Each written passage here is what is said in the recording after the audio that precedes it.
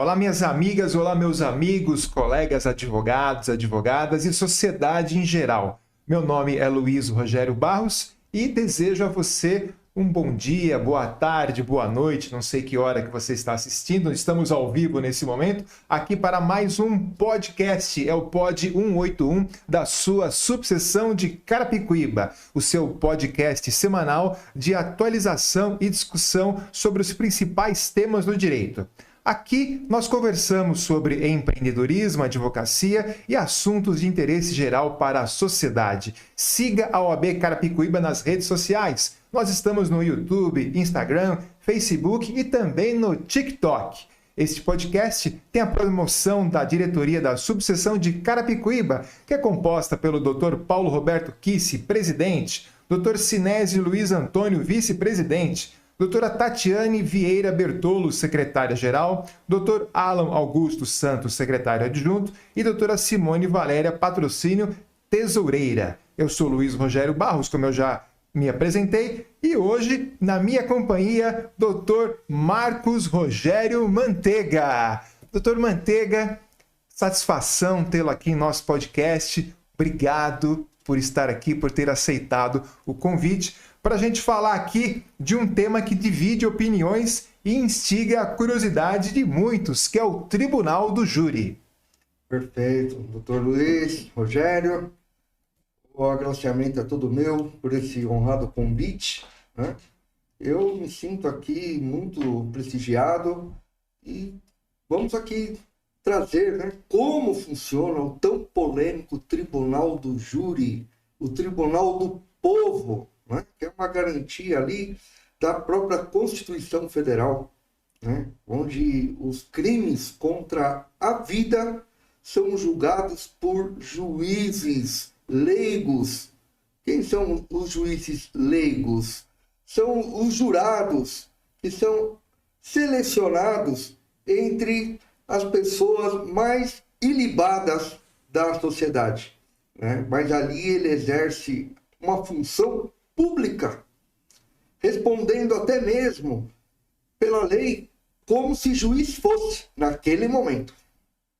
Vocês já viram, né? O nosso convidado já começou muito bem aqui o nosso podcast. Viram que ele tem muita experiência nesse tribunal, que é o Tribunal do Júri. Falar aqui, fazer uma breve leitura do currículo do Dr. Marcos Rogério Mantega. Advogado, pós-graduado em Direito Público pela Faculdade Damásio de Jesus, pós-graduado em Direito Militar, é especialista no Tribunal do Júri pela Escola Superior da Advocacia, advogado atuante no júri e na Justiça Militar, além de atuar nas corregedorias das Polícias Civil, Militar, Federal e Guarda Civil Metropolitana. Doutor Mantega, colega atua no júri há mais ou menos quantos anos já? Olha, eu comecei no júri em 2014. Como é que você chegou no Tribunal do Júri, né? Porque eu tive um professor de processo penal, uma vez conversando com ele falou, olha, Rogério, às vezes a gente acha que nós que descobrimos o direito, não é o direito, e ao contrário, é o direito que nos descobre. Como é que você chegou no Tribunal do Júri hoje com essa atuação que você tem? Olha, doutor, era um sonho. Era um sonho pisar no plenário do júri. Desde o começo da faculdade? Desde o começo. Já era um sonho. Porque a gente já assistia alguns filmes, alguma coisa, e aqueles embates entre o advogado, a acusação, até mesmo com o juiz, né? E aquilo é emocionante. Aquilo é o verdadeiro teatro da vida. A vida como ela é. E aí ali a gente realmente se vê fazendo justiça. Ali não vigora a ampla defesa. No Tribunal do Júri não tem ampla defesa. No Tribunal do Júri nós temos a amplitude da defesa. Ali é o plus da defesa. Mas, confesso, não foi fácil chegar ali, porque era um frio na barriga muito grande. Porque não é fácil fazer um júri, Não, né? Alguns acham que é só ir lá, subir na tribuna, não, ter retórica. Não é só isso. não. É muito difícil fazer um júri. É muito, muito preparo, muito estudo. Você tem que ir seguro de si, em primeiro lugar. Quais são as principais competências que você acredita que um advogado, principalmente agora, muitos jovens advogados nos assistem. Quais são as principais competências que você acredita que tem que ter o advogado para fazer um bom plenário do júri? Olha, uma coisa muito básica e que muitos acadêmicos de direito não dão o devido valor. Uma coisa simples. Conhecer as prerrogativas do advogado. É o básico. Ele tem que conhecer as prerrogativas do advogado. Como, por exemplo, se você está ali no plenário do júri, você pode ficar em qualquer parte do plenário. Você não precisa ficar apenas naquele seu espaço reservado onde você tem um assento, ou ali perante o próprio jurado. Você pode sair quando existe aquela cerquinha, né? Uhum. Você pode ir lá para o fundo da sala. Você pode andar a sala toda. Você só não pode abandonar, sem justa causa, o julgamento do júri. Você pode ser penalizado em multa pesada. Multa pesada. Chega aí a 50 mil reais, fácil, uma multa para o advogado que abandonar o plenário. Né? E quando ele abandona o plenário, ele também vai responder aí um processo perante o Tribunal de Ética da OAB. Né? Vai ser apurado ali a conduta do profissional. Dá trabalho, dá muito trabalho, muita responsabilidade e, por vezes, o Tribunal do Júri acaba sendo muito bem remunerado porque só a multa, muitas vezes, os colegas cobram aí 10, 15 mil reais para fazer um plenário de júri e ele é multado em 50 mil. Então ele pagou para trabalhar.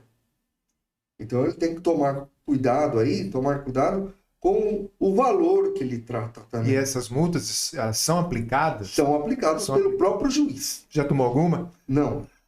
Não. Ainda bem. Ainda não. Ainda não. Não. É o risco que corremos. É o risco. Né? Eu já vi colegas que abandonaram o plenário depois de ter as suas prerrogativas violadas. E ele cobrando ali do juiz, que o juiz, naquele momento, ele apenas está presidindo a sessão do julgamento do júri. O juiz naquele momento. Porque o juiz da causa são os jurados. E o juiz togado ali, ele está ali para garantir os trabalhos. Mas como ele vai garantir? Desde o princípio constitucional, até mesmo as próprias prerrogativas do advogado e também do Ministério Público. Ele está ali para equacionar, né, equilibrar aquele julgamento ali, aquele trabalho. E se o advogado que tem as suas prerrogativas violadas no que ele reclama ali para o juiz, e o juiz não corrige aquele ato, ele acaba justificando. Desta forma, eu não vou continuar aqui no plenário, mas ele não deve, se acontecer de ele abandonar o plenário, ir embora. Não. Ele deve ir para a sala do advogado ali, dentro do fórum, buscar a prerrogativa dele ali e relatar o que aconteceu, porque isso daí vai ser usado na defesa dele lá no TED também. No TED também. E, dependendo do que for ali, ele tem que ter relatado sim, porque ele poderá até mesmo entrar com uma ação anulatória no Tribunal de Justiça para anular aquela multa aplicada contra ele. Quer dizer, é mais trabalho para o advogado. É bem trabalhoso mesmo. É bem trabalhoso. Mas, doutor Manteiga, aqui no nosso podcast, apesar de ser um podcast da OAB Carapicuíba, ainda bem, né? Nós temos muitos não advogados que nos assistem aqui, a sociedade em geral também participa do nosso podcast. Conta resumidamente qual é o caminho até chegar no tribunal do júri. Aconteceu um crime, vamos lá. Bom, aconteceu um crime contra a vida. Quais os crimes contra a vida que são levados obrigatoriamente para o tribunal do júri? Os crimes dolosos contra a vida. Aquele crime que a pessoa teve a intenção de praticar. E não aqueles crimes de homicídio culposo. Qual a diferença do dolo e da culpa? Eu estou andando aí pela rodovia com o meu veículo e, de repente, me aparece um andarilho de frente com o meu carro. Matei, atropelei e matei. Eu queria matar aquele cidadão? Não me passava em nenhum momento que eu iria encontrar um ser humano ali andando na via expressa de uma rodovia. Então, eu vou responder por homicídio culposo e esse tipo de homicídio não vai para o tribunal do júri. Porque o artigo 121 do Código Penal, ele alega o quê? Matar alguém. Ele já começa assim. É permitido matar alguém? O Código Penal não proíbe. Ele não proíbe. É proibido. Não, ele não faz isso. Mas, se acontecer, ele pune. Está ali, matar alguém. Então, os crimes previstos do artigo 121 ao 128 do Código Penal, nós temos ali o homicídio doloso, nós temos ali o infanticídio, que é aquele logo a mãe no estado puerperal, né? Logo após o parto ali, ela acaba matando o seu filho, né? Nós temos aí o aborto. Veja que nós vamos falar do aborto de novo aí, né? Aí é aquela que se pratica o aborto e aquele que está auxiliando no aborto, né? Nós temos aí o feminicídio, que vem crescendo muito, que é os casos oriundos da violência doméstica, e aqueles de discriminação, né? Matou porque era mulher, também caem no feminicídio, tá? Mas aquele aborto praticado pelo médico, no caso que a gestante ali ela tem uma gravidez de risco, o médico não é punido. Previsão legal no Código Penal. Esse tipo de aborto, né? Porque uma gestante está com um risco de morte. Veja bem, ninguém corre risco de vida. Uma coisa errada que se fala no meio jurídico, tá? Correr risco de vida é uma coisa maravilhosa. O meu problema seria eu incorrer aí em risco de morte. Não, isso eu não quero. Correr risco de vida é uma coisa maravilhosa. Correr o risco de vida de ir até a padaria, tomar um café gostoso, né? Isso aí é muito bom. Agora, ir até a padaria, e se eu estiver correndo o risco de morrer para ir na padaria, não, aí eu não vou. Né? Então, muitas reportagens que nós assistimos aí, né? Ele está correndo perigo de vida. Que bom que ele está com perigo de vida. O problema é se ele tivesse com perigo de morte. Né? Que nem outra coisa que eu sou contra, mas muitos usam, né, como forma de falar, fazer autópsia no cadáver. Não, o autópsia é auto. O certo é fazer o quê? A necrópsia. Outros gostam de chamar ainda de necropsia. Né? Então, não se faz autópsia, é o autoexame. Não, se faz a necrópsia ou necropsia. Tá? Então, são coisas que a gente vê aí em reportagens. O estudante de direito, o advogado, ele tem que se policiar nisso daí. Né? E lá no júri, é importante também ele não só conhecer as prerrogativas, mas ele tem que gostar do que também? Medicina legal. Eu já assisti necrópsia de 2 cadáveres, né? Que a única coisa que eu não vi aberta, que até o médico falou que ele não iria abrir, porque primeiro não havia a necessidade daquele caso, e segundo que o cheiro é terrível, o estômago. O estômago. O resto, tudo eu vi. Você já participou desse tipo de exame? Já. E isso é importante para quem pretende atuar no tribunal. Especialmente os alunos, eles podem requerer ali para o seu professor de medicina legal. Ah, é possível também? É possível. E normalmente o professor de medicina legal é alguém que trabalha no IML. Normalmente. Tá? Então ele tem uma facilidade para isso, levar os próprios alunos.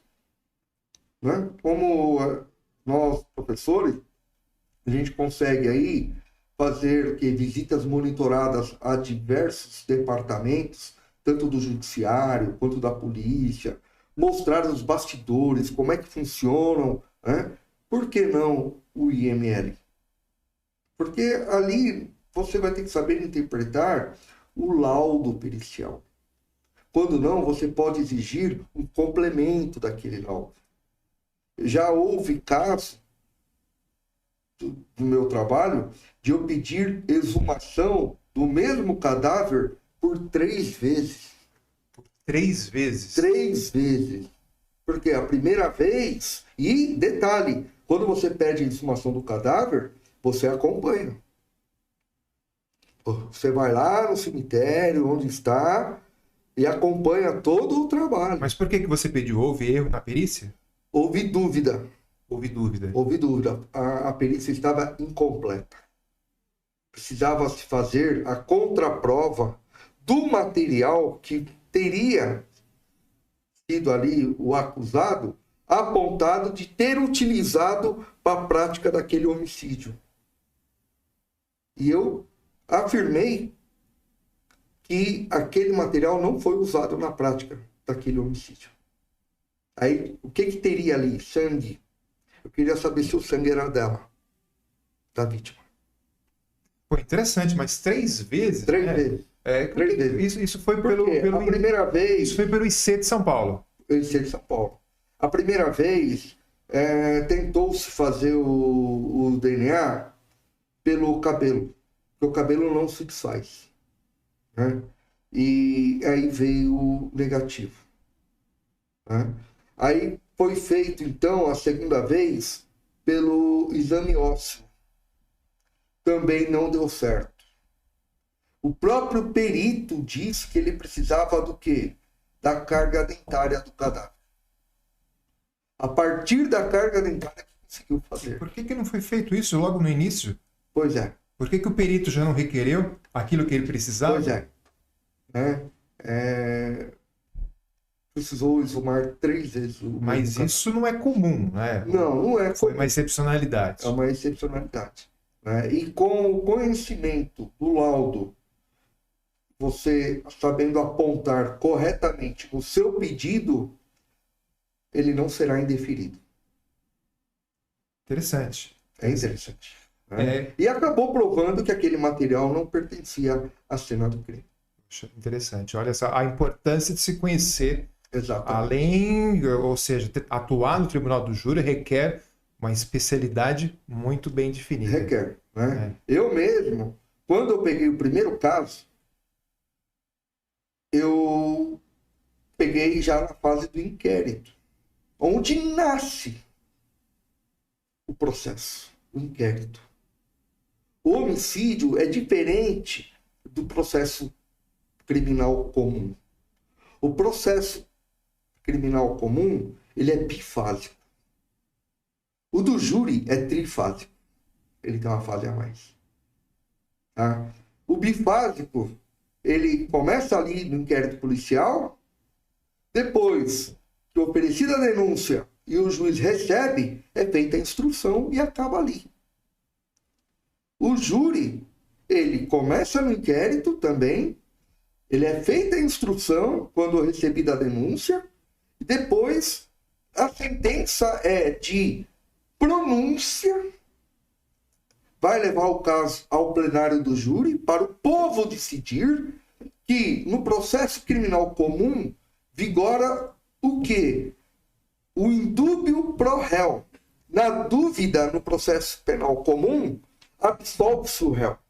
E é aí que eu acho que surgem as principais dúvidas, né, e indagações, principalmente do povo, em relação ao tribunal do júri. Exato. Que as pessoas não entendem essa questão do indúbio pro réu. Então é um benefício pro réu, vai soltar um bandido, é o que muitas vezes se coloca erroneamente na sociedade, né, doutor Manteiga? Tem uma falsa sensação de injustiça aí, tá? Mas não é assim.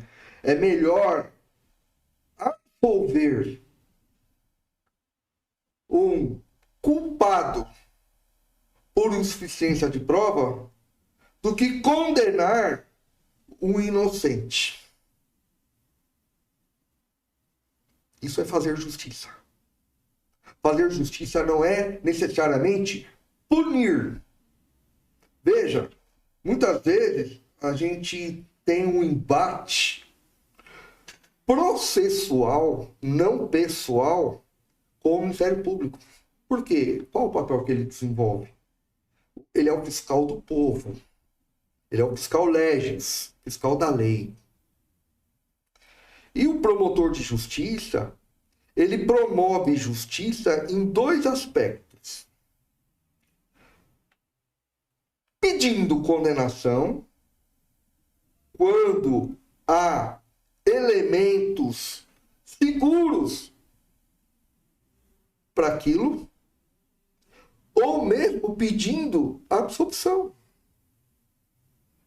Nem sempre o promotor de justiça promove justiça pedindo só condenação. É comum no tribunal do júri. Eu tive um embate lá em Mauá, onde o promotor inicialmente pediu condenação. Quando foi o meu momento de fala, eu tenho uma técnica que eu adotei para mim. Você aprende essa técnica desenvolvendo o trabalho no júri. Não é nos bancos universitários, você não aprende isso. Tá? É a vivência. Aí você vai escolhendo para você as suas ferramentas. Cada advogado tem um jeito de trabalhar. Cada advogado tem uma performance. E eu tenho a minha. Eu adotei a minha. E quando, do meu momento de apresentar a defesa, o promotor ele começou a me olhar diferente. Ele percebeu a minha atuação. Uma atuação sincera. Uma atuação honesta. Porque o advogado ele não pode subestimar a inteligência das pessoas. Veja, falamos há pouco que o juiz ele está ali apenas para presidir a sessão. Mas o Ministério Público ele é uma pessoa altamente capacitada. Os jurados, nós temos jurados capacitados. Ah, mas eles são jurados leigos, sim. Nós temos como jurados, desde um engraxado de sapato, ao engenheiro, ao advogado. Quantos advogados sentam ali também como jurado naquele momento? Então, você não pode subestimar a inteligência das pessoas. Você tem que trabalhar com as provas que tem. Naquele momento que você tem a oportunidade também de esclarecer, interrogar as testemunhas, não importa se é a testemunha rolada pela defesa ou pela acusação. Quando não, o promotor, às vezes, ele não está sozinho. Ele tem um assistente de acusação, que é o advogado, contratado pela família da vítima. Então, o advogado, ele senta dos dois lados da mesa. Ele pode sentar-se do lado da defesa, quanto também assistindo ao Ministério Público, como assistente de acusação. E naquele momento, você consegue extrair informações importantíssimas. E o que aconteceu nesse plenário do júri em Mauá? Quando o promotor veio à réplica, porque o advogado só vai à réplica se o promotor pedir réplica. Se o promotor não pede, não tem réplica. Morreu ali, né? E ele veio em 5 minutos. Ele estava de cara amarrada comigo. Era um senhor, já bem senhorzinho, acho que já estava em via de aposentadoria, né? Ele olhou na réplica dele, em 5 minutos, ele falou: olha, eu não atuei na primeira fase desse processo. Eu peguei esse processo para fazer o plenário. Se eu tivesse atuado na primeira fase do processo, eu não teria pedido a condenação como eu fiz aqui no começo. Depois da atuação da defesa, que eu quero dar meus parabéns a ele, eu fiquei surpreso ali, né?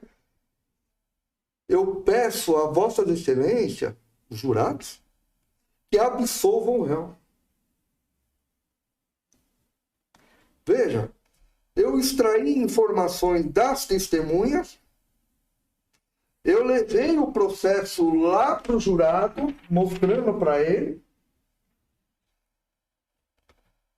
e o promotor depois veio pedir absolvição na réplica. Ele pediu.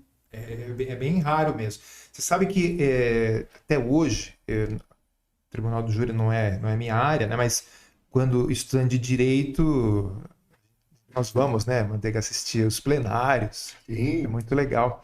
E até hoje só me recordo de um caso que um promotor, Dr. Tardelli, né, Roberto Tardelli, pediu absolvição. Advogado hoje. Advogado hoje, nosso colega advogado.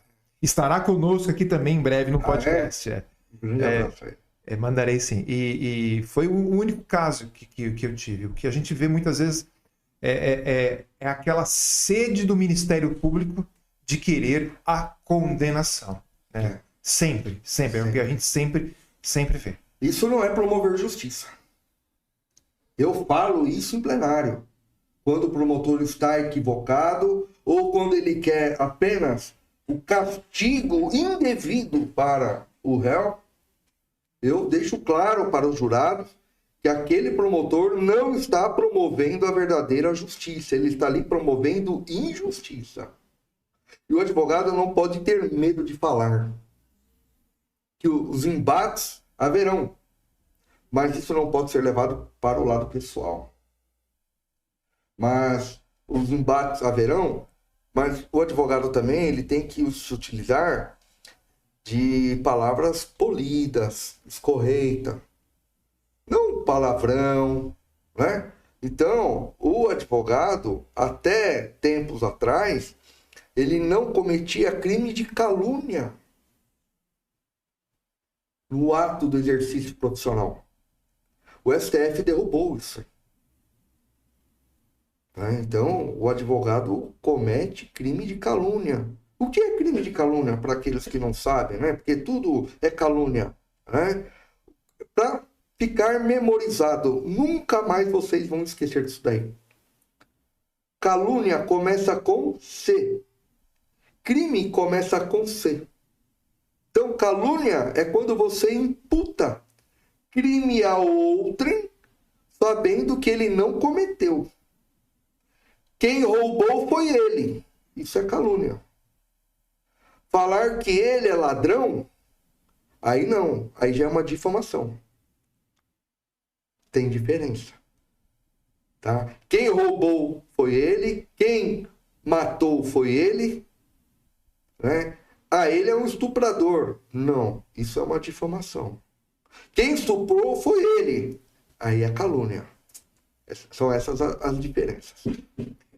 Manteiga, você falou da questão dos jurados, né? Eu queria que você falasse para os nossos internautas.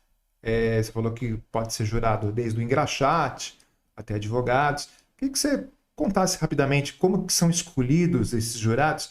E uma questão que eu queria que você comentasse. A imparcialidade desses jurados. Isso é fundamental. Fundamental. Como garantir essa imparcialidade? Porque é um cidadão comum. E cidadão, todos nós temos os nossos preconceitos, os nossos pré-conceitos de vida, as nossas vivências. Como fazer com que isso não impacte no julgamento? É uma missão bem difícil, né? Primeiro, os jurados são escolhidos anualmente pelo tribunal. Então, de ano em ano, se renovam as listas dos jurados. Para quê? Para não se tornar um jurado profissional. Nós não podemos ter jurados profissionais, tá? E, de acordo com a quantidade de habitantes de cada cidade, é escolhido um determinado número de jurados. Aqui na capital, são escolhidos até 800 jurados, porque a legislação prevê em caso de mais de 1 milhão de habitantes. Então, na capital, a gente tem ali 800 jurados, temos 5 tribunal dos júris ali, 5 plenários, né? O único plenário que é fora da Barra Funda é o segundo tribunal do júri, que é lá em Santana. É o único que não está na Barra Funda. Os demais estão na Barra Funda. Tá? Crimes que acontecem na Zona Norte de São Paulo vai para a segunda do júri, que é lá em Santana, onde foi julgado o caso do casal Nardoni. Ficou bem enfatizado, né? O Fórum de Santana, por causa do caso do casal Nardoni ali. Que, aliás, o Alexandre agora parece que ele, após 16 anos, ele está indo para o aberto. Então, é um direito, tem na lei de execução penal, né? Ele tem o direito de remissão de penas, tá? A cada 3 dias trabalhados, computa menos 1 dia de pena, essa é a remissão. E ele, qualquer outro, né, que esteja ali no regime de reeducando, né, que é assim que é chamado o sentenciado, de reeducando, né, para ser reinserido à sociedade, ele não obtendo faltas graves internamente. O que é uma falta grave? Uma tentativa de fuga, uma falta grave. Todo preso tem direito à fuga, mas ele responde uma punição administrativa, ele perde aqueles dias trabalhados como remissão de pena, volta a estacar zero, é um castigo. É um castigo. Ele não pode ser punido de novo penalmente, mas administrativamente ele é punido. Então, se dentro do sistema carcerário não se comete nenhum tipo de falta, ele mantém esse direito, né, de saídas temporárias, a progressão do regime fechado para o semiaberto e depois para o regime aberto. É um sistema de progressão de pena. Então, o jurado ainda, o advogado, quando ele chega para fazer um júri, ele já chega perdendo. Ele já chega perdendo. Porque o jurado, ele faz mais júri com aquele promotor do que o advogado. O advogado, uma hora ele está na primeira do júri, outra hora ele está na segunda, outra hora ele vai na terceira, outra hora ele vai na quarta, ou ele vai na quinta. Ele fica rodando ali, porque os clientes aparecem de tudo quanto é lugar. Então, você não consegue ficar só um plenário só. ao menos que você faça apenas a advocacia através do convênio com a procuradoria, né? Ao menos você só faça isso, não pega cliente de fora. Então você fica vinculado apenas a um tribunal, tá? No caso aí. Bom,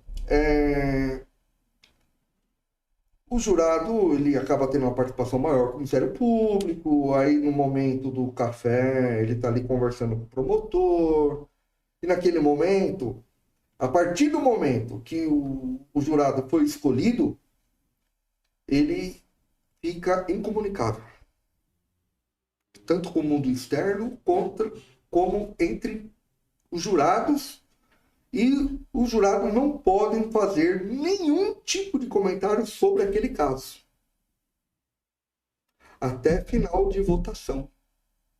Na sala especial. Sob pena de?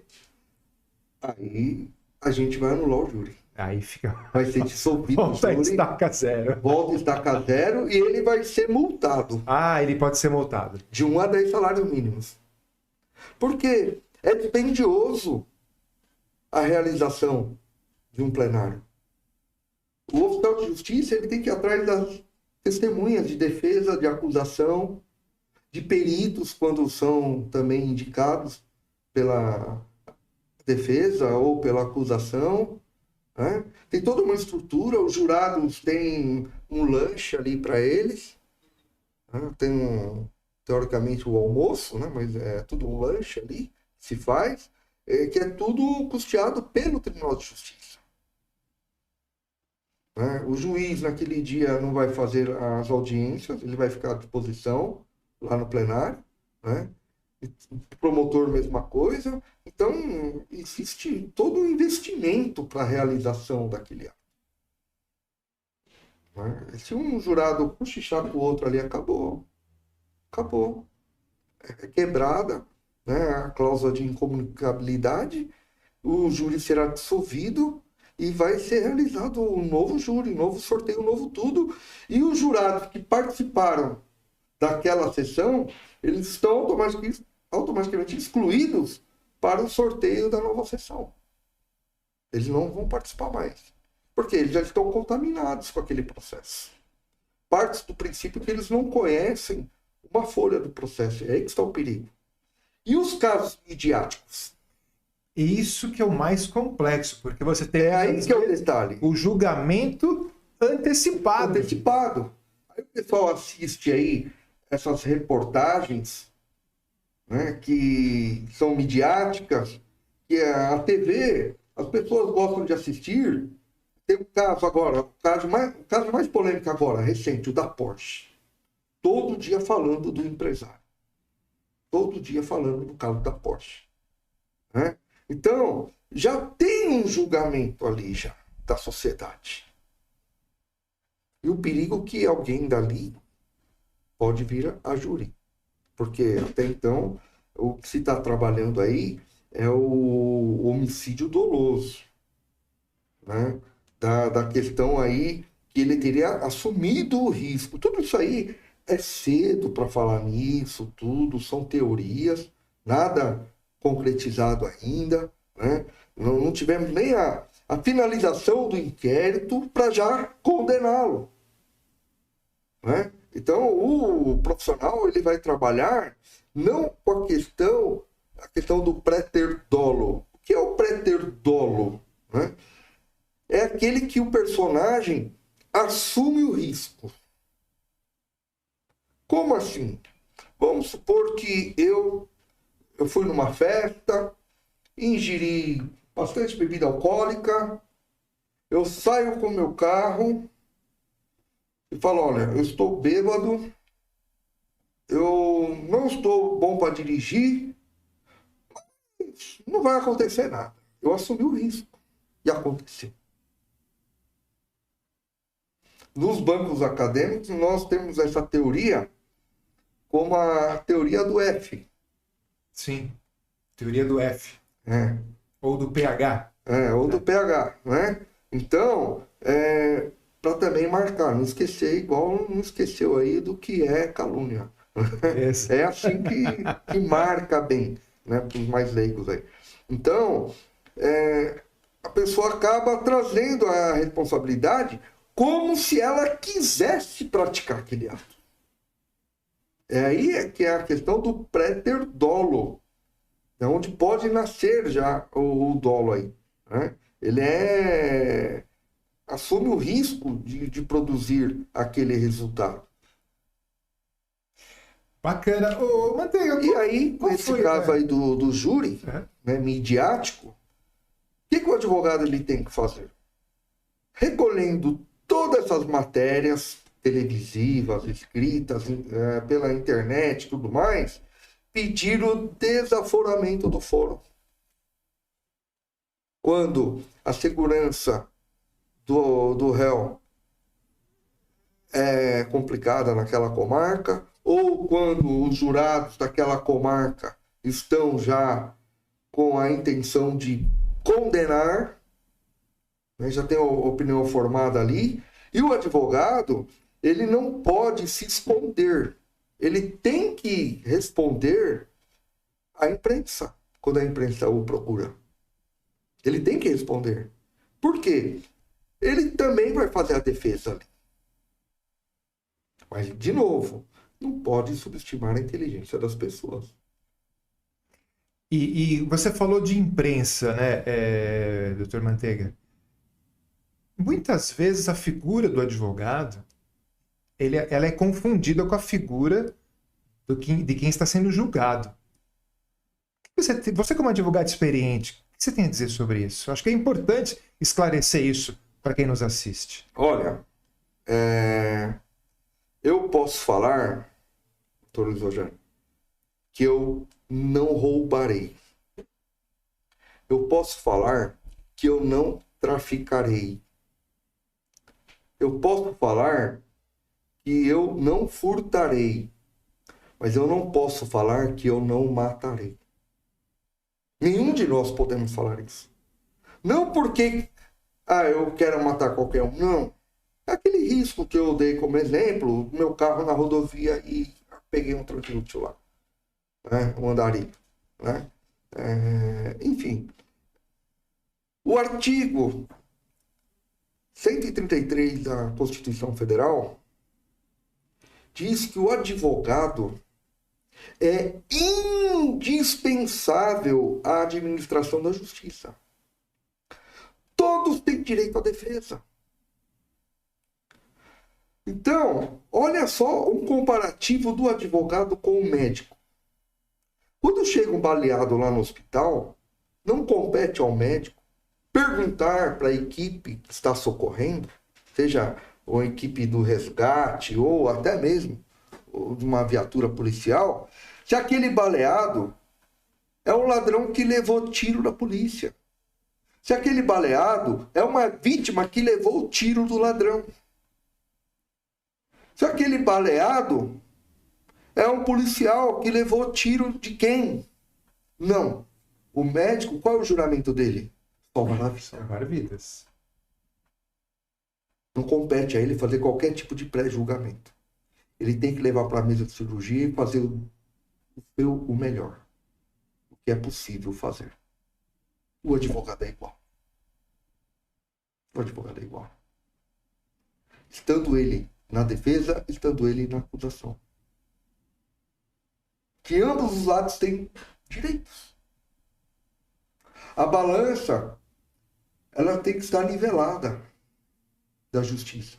Quando a gente vê uma balança, que é o símbolo da justiça, uma mais alta que a outra, significa que esse lado aqui, ele não está tão bem assim. Alguém está sendo lesado. Então, nós estamos ali para garantir a boa aplicação da lei. Nem sempre o que se busca é a absolvição. Trabalharemos com a falha do processo. Se a outra parte não souber trabalhar bem, vamos trabalhar na falha. Qual é a culpa do advogado? Quem errou? O Poder Judiciário? A Polícia Judiciária? E você vai chegar lá, ô delegado, o senhor esqueceu de fazer esse negócio aqui? Você não vai fazer isso. Ô excelência, tá faltando um negócio. Olha que bom, doutor, que o senhor avisou. Converto o julgamento em diligência, conserte os autos. Não, o advogado não faz isso. Não deve fazer isso. Né? Tem uma história de um pai, né? Ele, advogado, muito bem sucedido, ele colocou o filho dele nas melhores escolas, anualmente fazia as viagens internacionais, né? E aí o filho falou, não, eu quero ser advogado igual meu pai. Olha que vida gostosa, né? Aí o filho já formado, trabalhando no escritório do pai, como advogado, o pai chega e fala, olha filho, agora você toca aí o escritório, que eu e a sua mãe a gente vai passear 3 meses aí para a Europa, vai ficar passeando aí. Quando o pai voltou, o filho todo eufórico. Pai, pai, pai, lembra aquele caso que o senhor estava há 30 anos cuidando? O que tem, meu filho? Acabei com ele, eu achei o problema, seu maldito. Foi ele que te pagou toda a escola, as viagens, agora acabou tudo. Né? Então, são piadas, né? Mas às vezes as piadas surgem de fatos reais. Qual foi o caso mais emblemático que você atuou, Manteiga? Olha, foi um caso policial, né? Onde o policial foi acusado de 11 homicídios. 11 homicídios. 11 homicídios, que seria uma desova no Parque Ecológico do Tietê, sempre com o mesmo modus operandi, sempre com a mesma conduta. Todos foram executados ali, supostamente com a calibre 12. Então, ele foi condenado pelos 11 homicídios. À época, antes da reforma de 2008, acima de 20 anos poderia recorrer protestando por novo júri. No novo júri, ele foi condenado também. Tá? Foi um homicídio de 88. Houve uma nova apelação, porque os jurados votaram contra a prova dos autos. Nesse interim, o advogado faleceu, né? Já era um caso bem antigo, eu não era advogado ainda, né? Eu me formei em 2003, né? E o caso era de 88.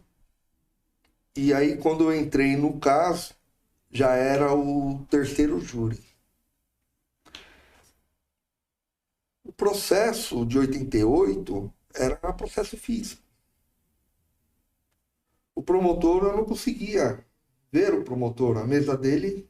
De pilhas e pilhas de eram 24 volumes, mais os anexos. Passava de 40 no total, volumes. Né? E ele com cópia de tudo. E eu me acostumei, há anos eu trabalho com um processo digital. Tudo é digitalizado há anos. Né? Eu só com notebook ali, com tudo digitalizado. Né? Mas eu pedi licença para o magistrado, que ele fica com os autos originais, e os autos na mesa do magistrado eram cópias reprográficas. Não tinha uma autenticação. E eu, com todo o respeito do mundo ali, pedi licença para falar aquilo. Aquilo que estava na minha mão, apesar de ter pego da mesa do magistrado, aquilo para mim era lixo. Porque eram cópias reprográficas que não foram nem autenticadas. Cadê os originais disso? Então, nós não tínhamos processo ali para julgamento. Nós não tínhamos. Não tinha nenhum documento original ali. Não sei o que aconteceu. Perdeu. Perdeu-se o processo. Perdeu-se o processo. Eu falei para os jurados, se aparecer o nome de vocês aqui no meio, vocês vão sair dessa mesa e vão sentar, talvez do lado do réu, ou talvez como uma suposta testemunha. A insegurança jurídica aqui é enorme. Só que eu tenho vontade de jogar e pisotear. Só que eu tenho vontade de jogar no lixo tudo isso daqui. Só que não tem validade jurídica nenhuma. E mesmo assim, rolou o júri, ele foi condenado. Rolou, eu apontei a insegurança jurídica daquilo. E, como dissemos que é trifásico, o júri, e a diferença dele do crime comum, né, é que no crime comum dá-se a sentença e, na dúvida, absolve-se o réu. No júri, se pronuncia quando se existe a materialidade e a prova do réu ser o autor daquele crime, ou ainda se houver dúvida. Aí não vigora o indúbio pro réu, mas vigorando o indúbio pro societá. Na dúvida, a sociedade decide.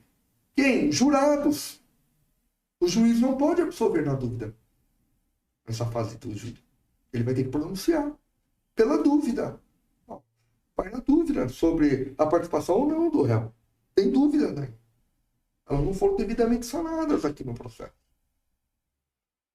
A acusação fala uma coisa, a defesa fala outra e ninguém provou nada. Então, na dúvida, indúbio pro societá. E lá no plenário, com o jurado, na dúvida vai vigorar o indúbio pro réu. E deixo claro isso para os jurados. Tem que deixar claro isso para o jurado. Na dúvida, senhores jurados, se os senhores tiverem dúvida, os senhores são obrigados a absolver. E você acha que isso ocorre ou Acaba ocorrendo? Porque o próprio juiz, quando pergunta se os jurados estão prontos para julgar, se há alguma dúvida, tira ali, algum jurado às vezes levanta a mão, o próprio juiz ele já avisa, olha, se os senhores tiverem dúvida, tem que absolver. Ele faz esse papel também, o juiz-presidente. Porque é obrigatório isso daí. Mudou-se em 2008 o terceiro quesito que se faz é se o jurado absolve o réu. É o terceiro quesito. O primeiro quesito é se há materialidade. Cadáver ali, tem o laudo cadavérico. Entendeu? Há materialidade. Né? O terceiro quesito é se o jurado absolve o réu. Não importa qual o motivo. Antes, se abriam os 7 votos. Aí, por questão de manter o sigilo dos votos, abre-se apenas 4. Apenas 4. Havendo 4 sim, está absolvido, acabou. Já está absolvido e acabou. Né? Abriu 4 não, né? Parou aí e ele prossegue com o julgamento. Né? Às vezes acontece de abrir um sim de absolvição com 3 não, aí tem que abrir o resto ali, né, para ver até onde vai aparecer o... E, da sua opinião, você acha que esse formato atual ele faz justiça? Ele faz justiça. Uma única vez a Constituição, nós estamos aí na 7ª Constituição do Brasil, né? Uma única vez foi tirada a plenitude do júri da Constituição, que foi na Constituição de 64. Né? Foi tirado isso daí. Depois voltou. É uma única vez que a nossa Constituição tirou, né? Que a própria Constituição ela diz que os crimes dolosos contra a vida são de competência do Tribunal do Júri. Então, é importante, sim, o trabalho da sociedade nesse quesito. Eu vou além. Deveríamos incluir mais crimes no júri, não só os dolosos contra a vida. Era isso que eu ia te perguntar, né? Você acha que o futuro do Tribunal do Júri, um dia ainda nós vamos ter a inclusão de novos crimes? Como é que você vê essa questão? Olha, como já vem incluindo que nem o feminicídio, ainda que é um crime contra a vida, né, foi uma inovação que tivemos aí em 2018, eu vejo, é uma opinião minha, a inclusão do estupro. Eu acho muito importante ir para o tribunal do júri, tá?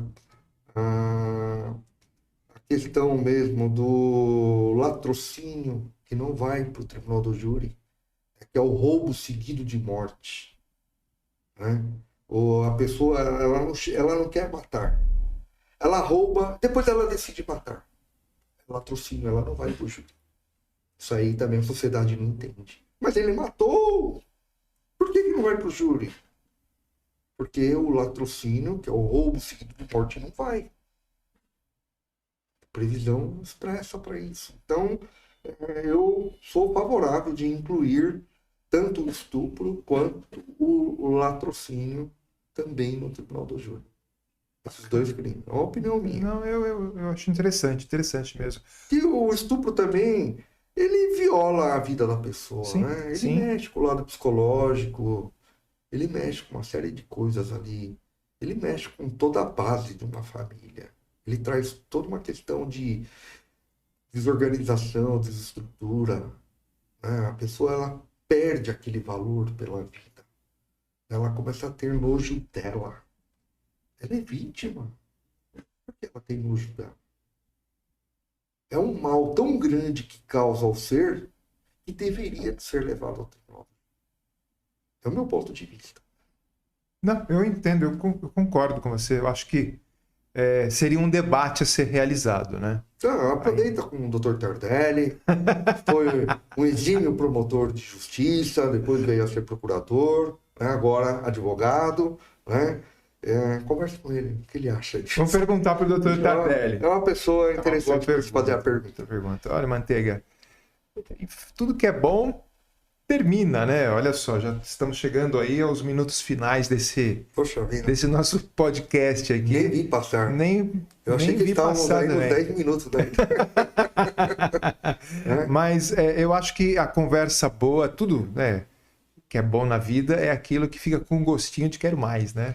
É interessante, né? O júri, ele traz isso mesmo, né, para nós aqui, que quero mais, né? E é muito interessante. Eu recomendo aí, pessoal, tem um livro muito interessante aí, que é O Mar Calmo. O Mar Calmo. Não se faz um bom marinheiro. O Mar Calmo não se faz bom marinheiro. É o livro. É o livro, né? Conta-se a aventura de um marinheiro que resolveu pegar o iate dele e dar uma volta pelo mundo, né? Um empresário todo, ele quis, achando que ia ser tranquilo, né? Muitas coisas aconteceram. É interessante esse livro aí. Então a gente tem que sair da zona de conforto muitas vezes para a gente conseguir alguma coisa na vida. Eu falo isso porque eu venho da escola pública, eu venho da periferia, fiz carreto na feira, fui engraxate, fui pacoteiro no supermercado, né? E queria fazer direito. Não foi fácil, né? Às vezes não tinha dinheiro para o lanche da faculdade, que seria a janta, né? Mas consegui pisar no plenário do júri também. É difícil pisar no plenário do júri, existe uma certa resistência entre o próprio magistrado, o promotor, que não conhece o advogado ali, né? Por que será que tem tanta resistência, Manteiga? Por que será que todos os dias nós, advogados, temos que dizer de alguma forma para o juiz, para o promotor, que nós, advogados, somos importantes para a justiça? Pois é. É uma luta diária. É uma luta diária. É incrível. Água mole e pedra dura, tanto bate até que fura, doutor. Mas tá demorando para furar, né? Tá demorando, mas fura. Fura. Muitos furaram. Por que nós não iremos furar? Né? É isso aí. A resiliência, persistência e preparo. Estude. Estude não só as leis, estude o caso. Estude o caso. E o advogado que não estuda o caso, se ele pisar no plenário do júri, vai ser a última vez dele. Porque se o juiz declarar o réu indefeso, acabou a carreira. É importante e a gente sempre fala da importância dos estudos. Deixa eu te perguntar uma coisa, doutor Manteiga. Como é que você vê o papel da inteligência artificial em tudo isso? Eu vejo com cautela. Primeiro, antes da advocacia, eu sou formado em processamento de dados. Eu desenvolvia sistemas. Então, eu trabalho com a lógica. Mas, poxa, as exatas para humanas é igual um jogo de xadrez. Esse é o direito. Né? Tem que tomar cuidado. Tá? Mesmo assim, eu ainda sou da forma artesanal.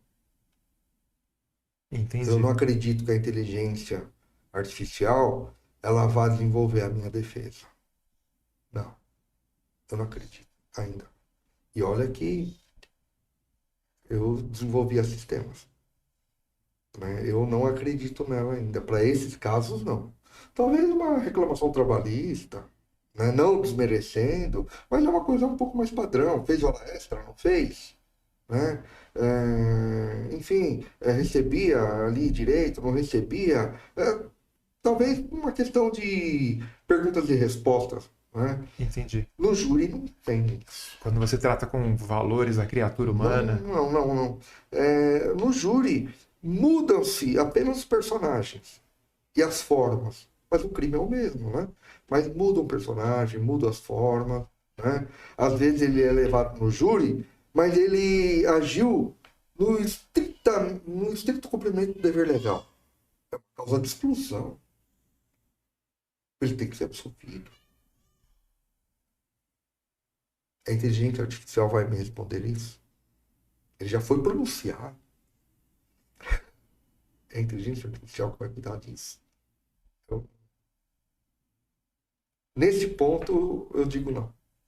Muito bom, muito bom. Meus amigos, minhas amigas, conversei com o Dr. Marcos Rogério Manteiga, advogado criminal. Prazerzaço estar aqui com você, meu amigo. Eu queria que você se dirigisse àquela câmera, aquela sua câmera, falasse aí para os nossos internautas, desse suas considerações finais, seus contatos. Doutor Manteiga, eu sei que tem aí bastante relevância nas redes sociais. Queria que você falasse. Não tem tido tempo, viu? Não está tendo tempo? Não. Tem tido tempo, não. A advocacia é um sacerdócio. Muitas vezes o profissional, ele trabalha sozinho. Não porque ele quer. É a concentração. É ali a lógica que ele está buscando para aquele caso, a solução, pesquisa, né? E dizia um professor meu, dos bancos universitários, se você é um advogado trabalhista, civilista, tributarista, você está andando pelas ruas aí do comércio e o seu cliente está lá do outro lado da rua, ele vai ver o advogado e ele vai gritar, olha lá o doutor que ganhou aquela causa para mim, né? Mas se você atua na área criminal e o seu cliente estiver andando lá do outro lado, quando ele te ver, ele vai abaixar a cabeça e vai fazer de conta que não está te vendo, ele vai olhar para dentro da loja. Porque ele não vai gritar lá da rua, olha lá o advogado que me absolveu lá daquele caso criminal. Né? Ele não vai fazer isso. Ele não vai fazer isso. Então, você tem que se descobrir, porque o direito é amplo. Nós temos aí o direito ambiental, nós temos aí o direito de família. O civil, ele abre um leque gigante.